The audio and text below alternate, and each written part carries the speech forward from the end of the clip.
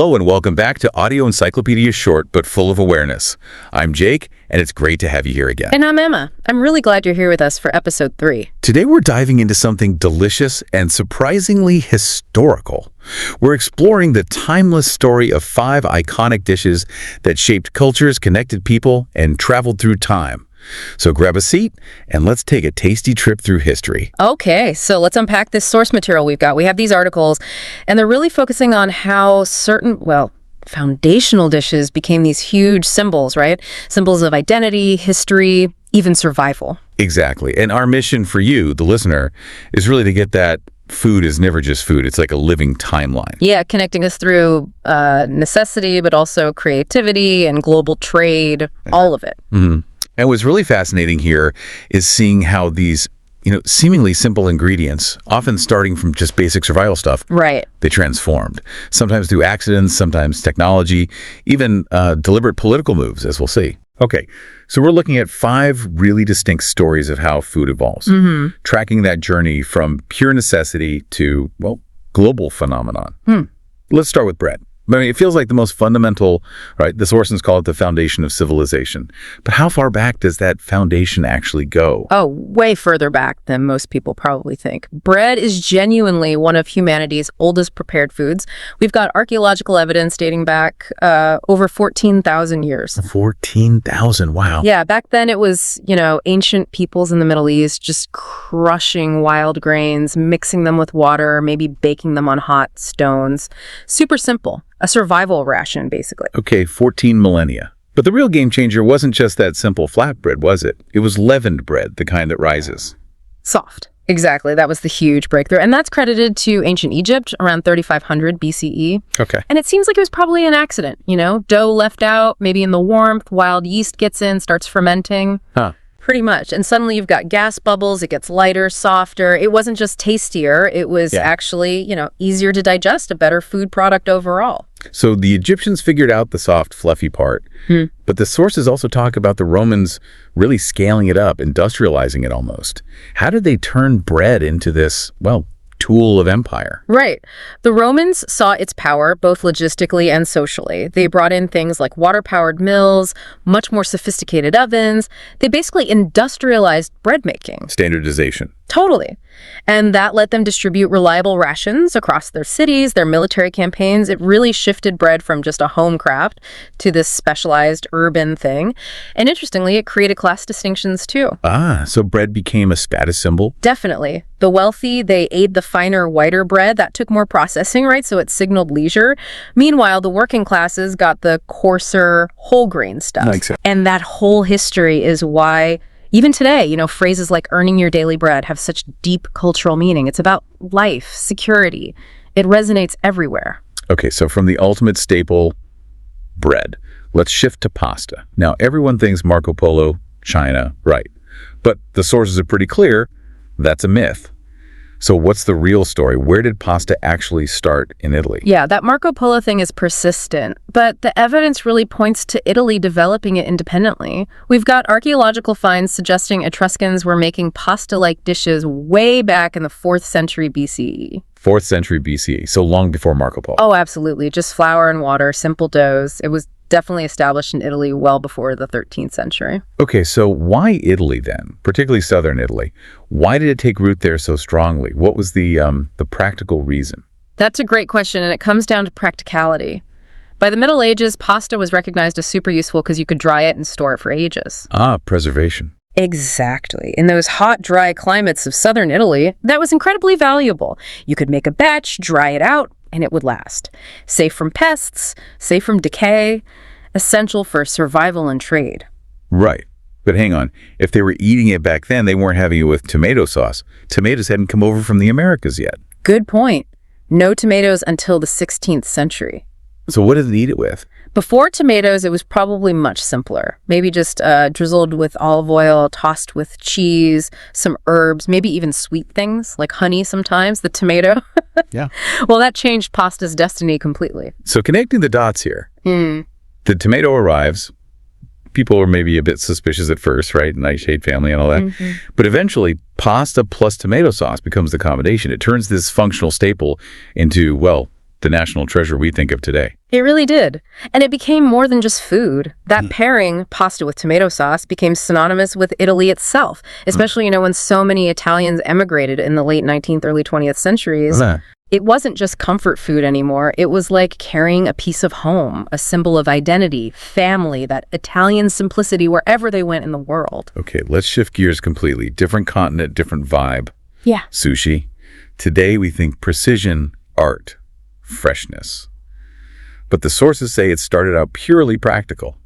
Preservation, right? That's absolutely right. The roots aren't even initially in Japan. They're likely in ancient Southeast Asia, maybe along the Mekong River. It began as something called narizushi. Narizushi, okay. And it was purely a technique. You'd salt fish, then wrap it tightly in fermented rice. The key thing is, the rice wasn't meant to be eaten. Really? Nope.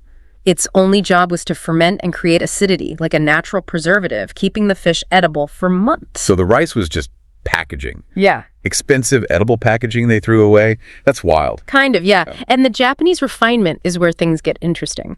This technique migrated to Japan probably around the 8th century.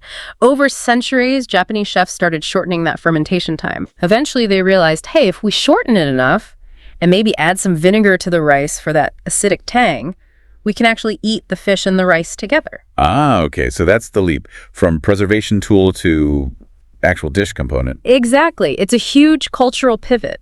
And the modern form we know, nigiri sushi, that little pad of seasoned rice with fresh fish on top that emerged much later. During the Edo period, so 17th and 19th centuries, in what's now Tokyo. And the sources mentioned it was linked to urbanization, like fast food. Precisely. Edo, or Tokyo, was booming. Huge city, lots of busy people. They needed quick, convenient food. So sushi became the original grab-and-go lunch for city workers. Basically, yeah. Street vendors would sell these pieces of nigiri. It transformed from this laborious, long-term preservation method from Southeast Asia into a quick, fresh, urban snack in 18th century Japan. And then eventually into the high art global symbol of freshness it is today. What a journey. It's a perfect example of that culinary evolution, isn't it? All right, let's talk pizza. Maybe the world's favorite comfort food now. But his story is really rags to royalty. We know flatbreads are ancient, sure, but where did modern pizza, the thing we recognize, actually begin? Okay, so modern pizza, meaning yeast dough, tomato, cheese, that was definitely born in Naples, Italy, probably late 18th century. And for a long time, it was strictly cheap food. Just for the working poor. Exactly. For the Lazzaroni, they were called. The poorest laborers in Naples. It was simple, functional street food. Nothing fancy at all. Hard to imagine it being served to, like, royalty back then. Oh, definitely not. It was considered pretty rough, maybe even uncivilized food by the upper classes, which makes the margherita pizza legend from 1889 so significant. It's a brilliant bit of, well, cultural rebranding. Right. The story goes King Umberto and Queen Margherita visit Naples. And a local pizziolo, a chef named Rafael Esposito, is asked to make something special for the queen. And he doesn't just make pizza. He makes a statement. Uses the Italian flag colors. Exactly. Intentionally. Red tomatoes, white mozzarella, green basil. It was a genius move. Suddenly, this humble peasant food is directly linked to the queen, to national pride, to the newly unified Italy. Wow. So it was almost a calculated political act, using food to build national identity. You could certainly see it that way. It elevated pizza instantly, from the street to the palace, symbolically at least. And that was the turning point. And then, of course, Italian immigrants brought it over to America, places like New York, Chicago, early 1900s, and it just exploded globally from there. It really did. It shows how sometimes the simplest foods, the ones tied to identity and memory, have the most power to cross borders and conquer the world.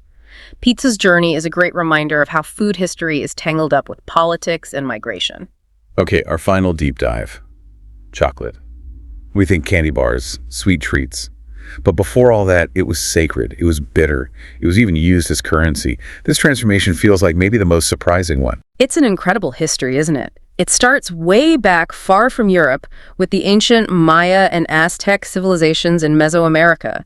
They truly revered cacao beans, saw them as a divine gift. A gift they used in rituals, but also, the sources say, literally as money. Yes. Used extensively as currency. It sounds amazing to us, but it was a primary form of exchange. Wow.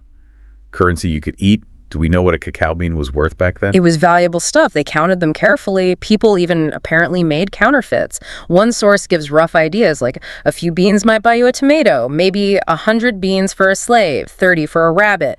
It was a real status symbol, edible wealth for the elite. Incredible. And what did they actually do with this valuable bean, besides trade it? They consumed it, but not like we do. They made a drink called zuccolatl. It was bitter, often frothy, maybe spiced with chili, vanilla, sometimes maize. So nothing like a sweet hot chocolate. Not at all. It was associated with strength, vitality, maybe even blood and sacrifice in rituals. It was believed to give power and wisdom, especially to rulers and warriors. Okay, so this bitter, sacred, valuable drink of the Mesoamerican elite.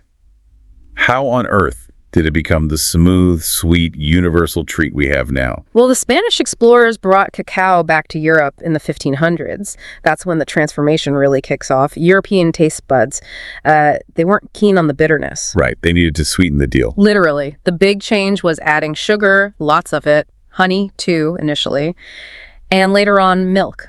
That turned it into something palatable, even luxurious for European royalty and the wealthy. But it was still mostly a drink for a long time, right?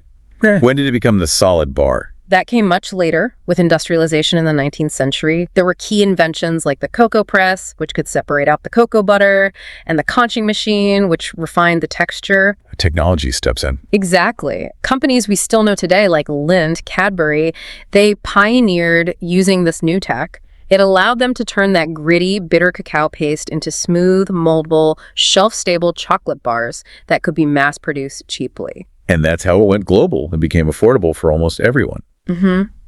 From sacred bean and elite currency to the everyday confection we know. It's a fantastic story of transformation. So we've just covered thousands of years across 5 dishes. From, simple bread baked on stones just to survive, all the way to chocolate made with complex factory machines.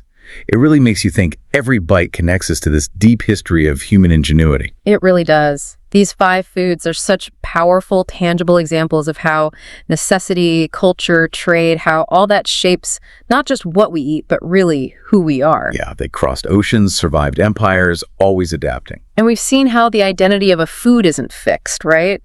Pizza wasn't always Italian national pride. Sushi wasn't always high art. Chocolate definitely wasn't always sweet. They all started as something else, often something really humble or functional.